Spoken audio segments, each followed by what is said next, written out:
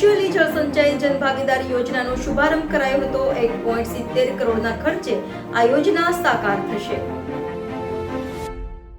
વડાપ્રધાન નરેન્દ્ર મોદી દ્વારા જળ સંપત્તિ અલાયદું મંત્રાલય બનાવવામાં આવ્યું છે। જળ સંચયને લઈને વડાપ્રધાન ઘણા વર્ષોથી ખૂબ ભાર મૂકે છે। આવનાર દિવસોમાં જળ સંકટ ઊભો થાય તે પહેલા જ આ સંકટમાંથી કેવી રીતે બહાર આવી શકાય તેને લઈને આયોજન કરવામાં આવી રહ્યું છે। ત્યારે આજે એટલે કે શુક્રવારે 6 સપ્ટેમ્બરના રોજ સવારે 10:30 કલાકે સુરતના ઇન્ડોર સ્ટેડિયમથી વડાપ્રધાન મોદીના હસ્તે વર્ચ્યુઅલ માધ્યમથી જળ સંચય જનભાગીદારી યોજનાનો શુભારંભ કરાયો હતો।